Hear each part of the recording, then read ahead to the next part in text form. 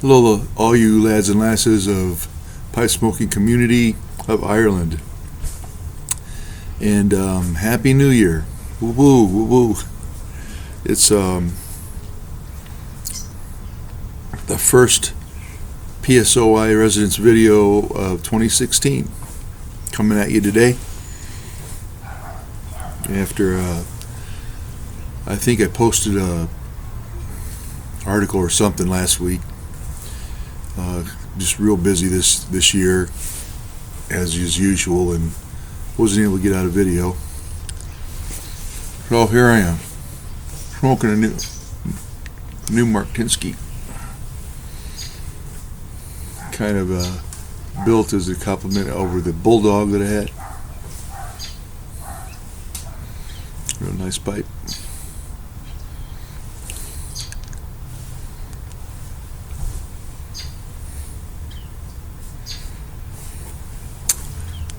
Oh, what's going on with you guys and gals? I want to welcome all our new members. Good to have you aboard. And you're going to have the time of your life.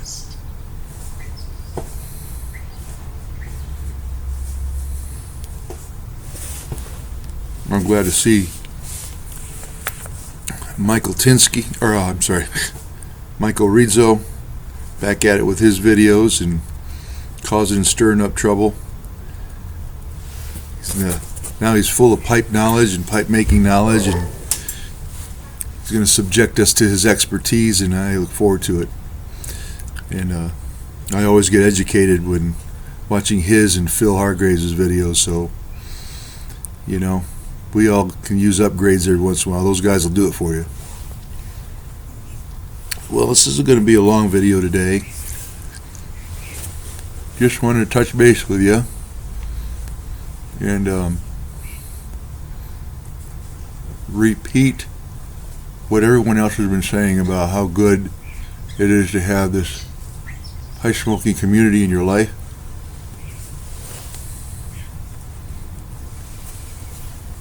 I appreciate it. Appreciate care. Appreciate the administrators. And appreciate the good convivial hospitality of the members that are here, and all their insights and all their fancy pipes. And man, I'll tell you what, there's been some good ones that have been showing up here in the last couple of weeks, particularly, that I really liked. So yeah, I appreciate the pipe smokers of Ireland a lot.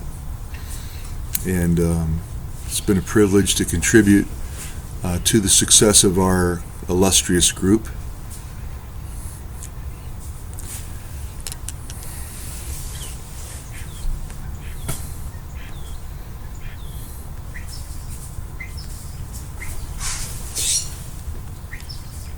I've spoken from time to time on the German word zeitgeist. And I suspect more Europeans are familiar with the term than Americans, but zeitgeist is, it speaks to a worldview, but a little bit more than the general worldview. It speaks to a group think, a generational group think, a way in which a way of thinking has a life of its own amongst a certain generation of peoples.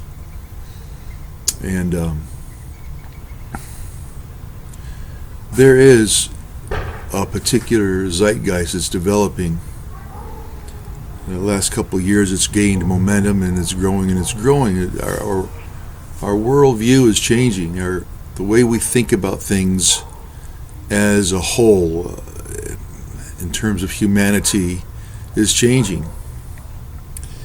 And we're faced with coming to grips with a world that's becoming more and more hostile, less and less civil.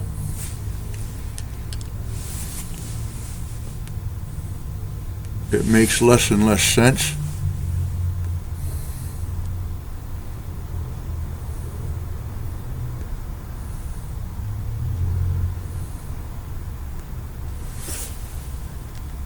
It seems like more and more people are taking leave of their senses. They're not thinking logically. They're not thinking rationally.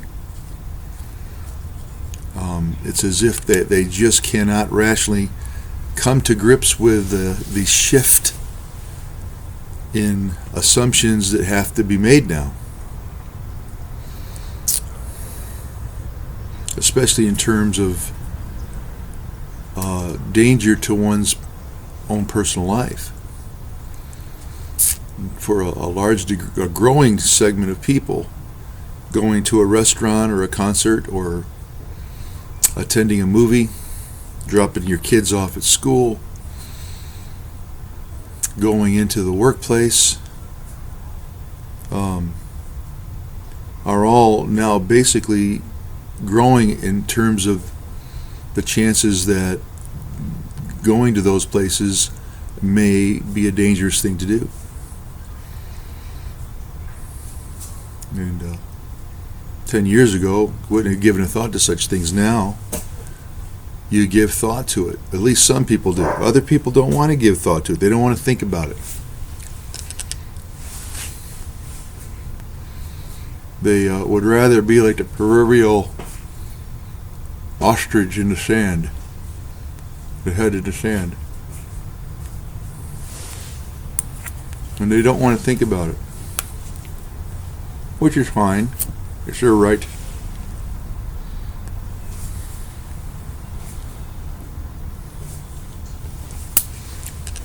It's their right to deal with things any way they want. Problem is, when they exercise their power to impose how they think or feel on others, in terms of voting for things, in terms of legislating things, that kind of thing.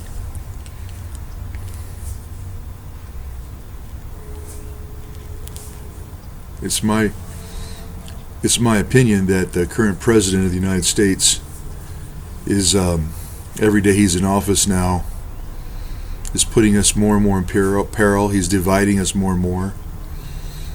And a kind of a trifecta, a perfect storm is slowly gathering itself in the United States of America in terms of racial violence, from every angle. Seems like we've really taken a step backwards.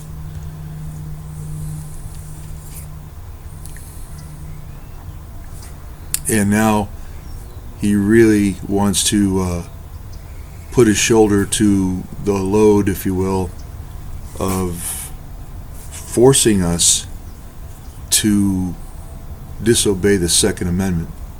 He wants to forcefully take away our guns.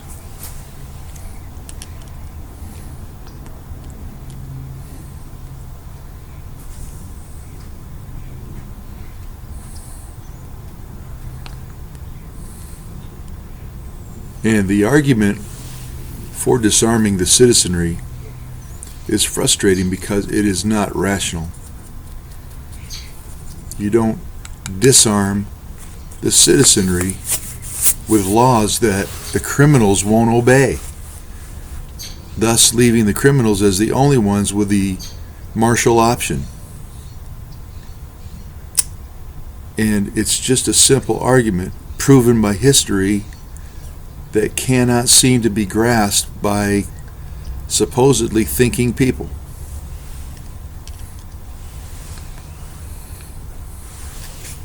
And I think our president is sorely underestimating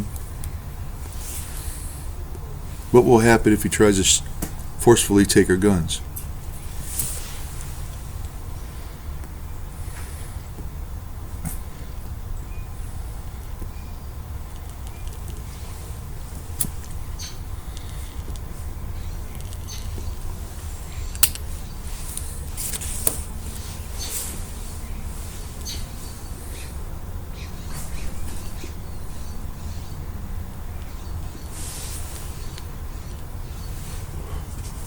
As a father and as a grandfather, as well as a pastor, you start thinking about the kind of world we're going to leave behind. And the decisions that are made right now do not create anything close to utopia for my grandchildren. I'll tell you that right now. And Americans are just reticent to get hold of that reality.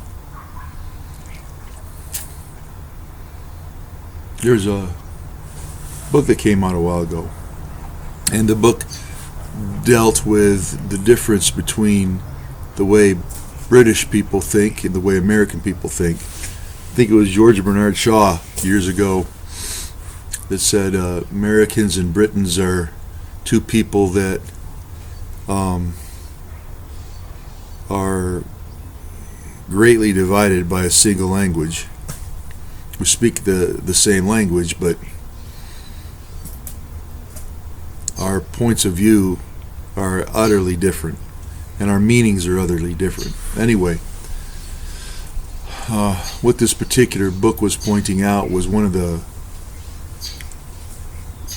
major ways in which Europeans and Americans think, or Brits and Americans think, is on the subject of death.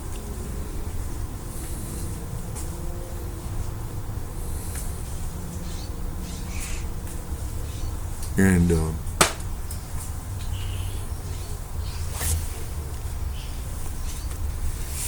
premise was that Americans tend to think about death as if it was optional, if not avoidable, and they don't take it seriously.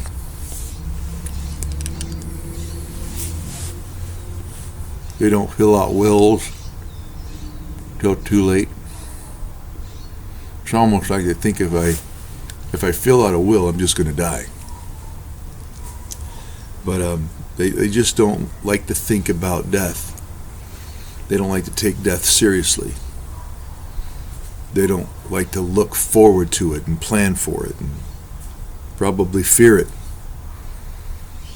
Whereas other cultures see death as a welcome friend that's going to come, and they reconcile to that, and they prepare for it so they can meet it without regret.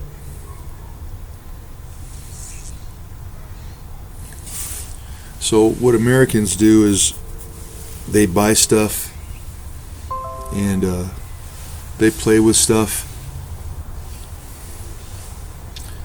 and they eat and drink stuff to medicate themselves into a blissful oblivion where they don't have to deal with reality. They don't want to think about reality. They don't prepare for reality.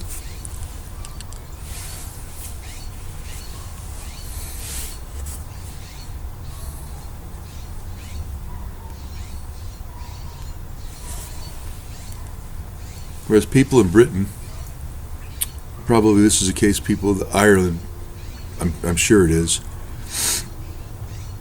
have a certain detachment when it comes to life. They don't seem to run away from the thought of death or the prospect of death. They don't isolate or sterilize their environment away from that.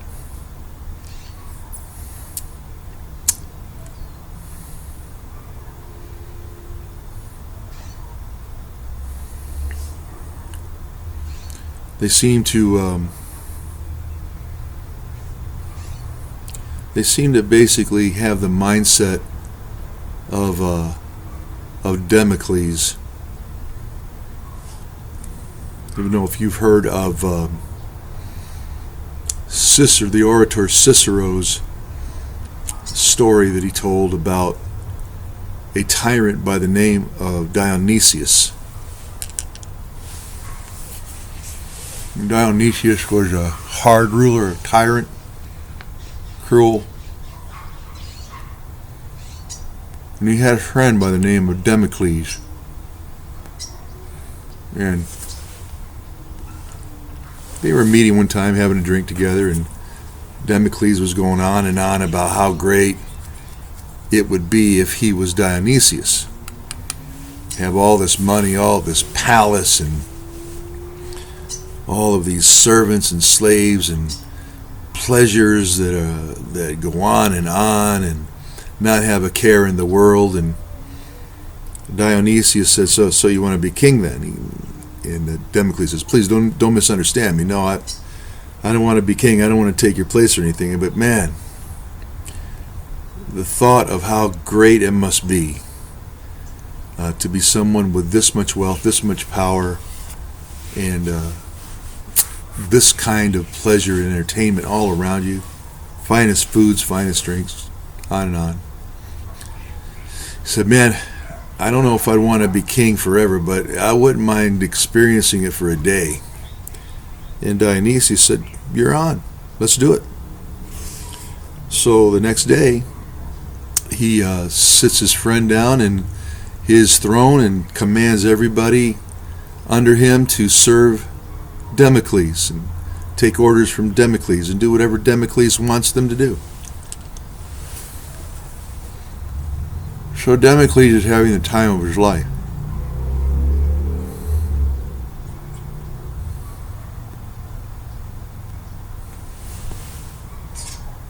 Just the pillows that he was laying on alone had him awestruck. And he's admiring these silk pillows, and tasting the foods and the drink, and just having himself the time of his life, and just thinking the thoughts like the fact that he does not have a care in the world. And he reclines on the pillows, and as he reclines, he looks up. And as his eyes focus in, he sees the point of a great sword pointing right at his face. This great sword is suspended from the ceiling. And the only thing keeping that sword from splitting him in two was one single horse's hair, tied to it in the ceiling.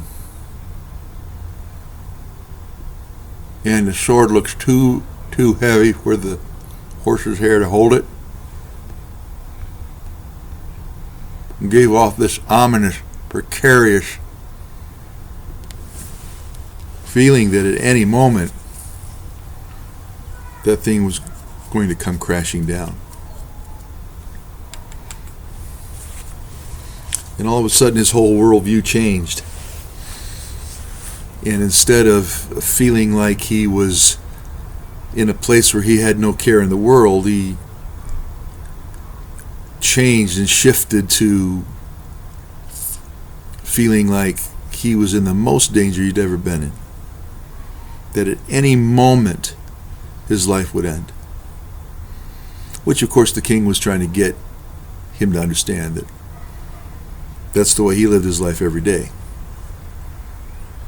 But the workable moral of that story is that most people in the world today understand what that feels like. And I think probably the slowest people to come around to that way of thinking are Americans. And most especially American Christians.